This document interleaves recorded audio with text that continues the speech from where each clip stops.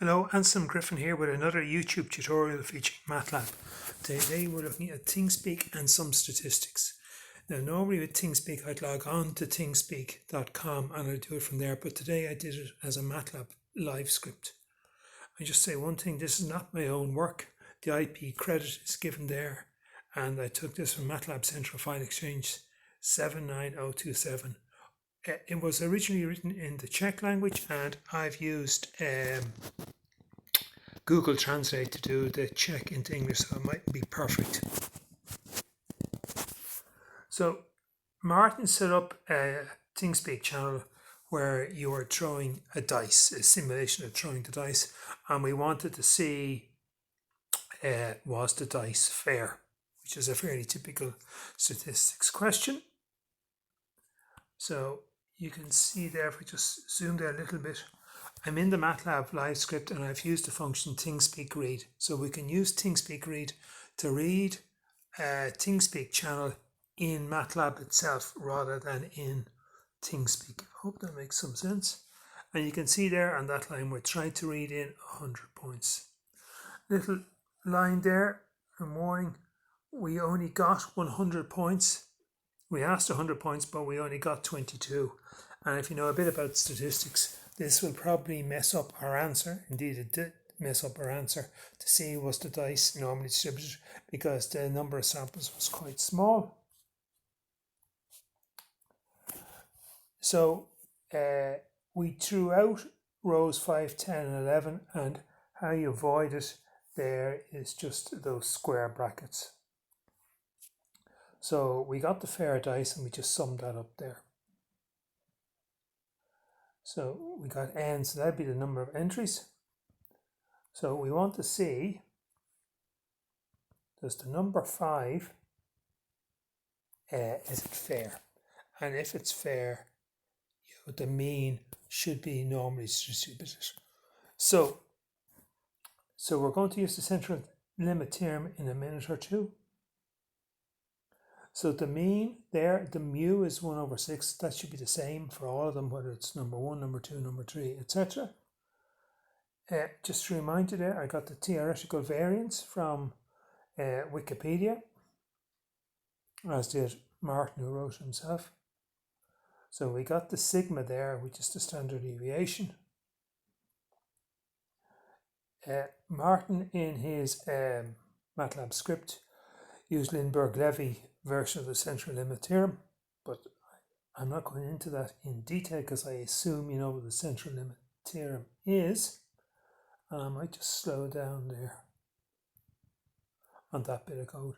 So we got the approximate mu, the approximate mean for 5 there, square root of n by fair dice, etc. Put some fairly heavy comments in. Then the PD, the probability distribution, is to make the distribution, it's normal, with a mean of 0 and a sigma 1, in other words, a standard normal distribution. We got an LOS, a level of significance of 0.005. Remember, we're going for 1%, so 0.005 in either tail will give us a combined total of 0.01, which is 1%. We used the MATLAB function ICDF, inverse cumulative distribution function, and that will just give us the cutoff points, which we'll see in a minute.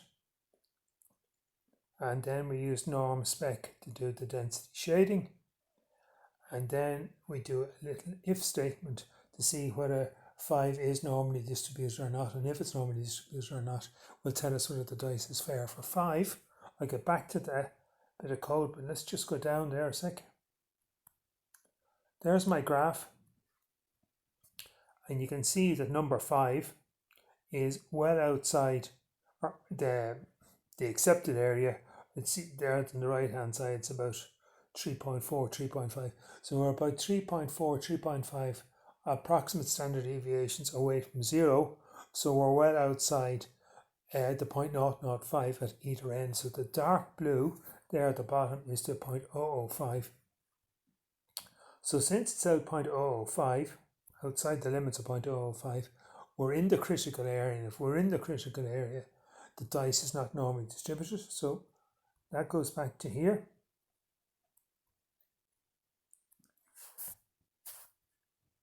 So we've got the h there, so that's the approximate mu. So if x of 1 is less than approximate mu, and approximate mu is less than the x of 2, we're within the critical regions. And if it was true, we'd accept the null hypothesis. But since it's not, we use the else there, and at the significant level of 0.005, we reject the null hypothesis that the mean value of the number of rows just runs out of space there of 5 is balanced. There is. So hope that makes sense. Squeeze that a little bit. Yep. You can see it there graphically. It's much better outside the number 5. Now let's try all the other numbers.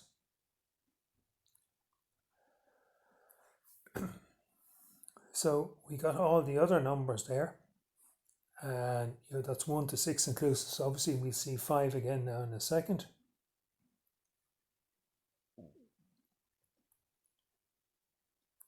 So if we just look at it graphically there, the dark blue at the bottom is the critical area. So graphically we can see that number 3 and number 5 are in the critical regions, in the 0.005. So they definitely are not normally distributed. Number 6, number 1, number 2 and number 4 are. But you can see that number 6, sorry for rotating the screen, is slightly just a little to the right of the x minus x alpha over 2. So while it is fair, if we use the stronger higher level of significance like 0.1% or 10%, I suspect that number 6 would be gone too. Excuse me.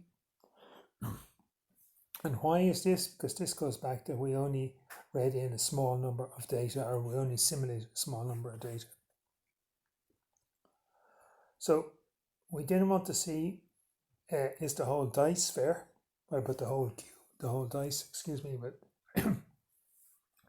so that little bit of code there, I would have done this in class. So statistica chi2, I didn't bother changing it. The chi-squared statistic is given on the right hand side, 1 over n by the sum of fair dice dot power 2 over mu minus n. So we're getting a chi-squared value here, and we're working out the observed minus the expected values. And there we work out the k critical value for a chi-squared inverse using the chi-squared inverse command in MATLAB. Again at 1%, 0.01. So we've got that k rit value, k critical value. We use an if statement. If statistic chi2 is less than the critical, the cube is fair. And if statistic chi2 is not less than or equal to k critical, then we reject the null hypothesis. And there's the output there. Because the statistic chi2 value is not less than the k critical value, we reject the null hypothesis that the cube is fair.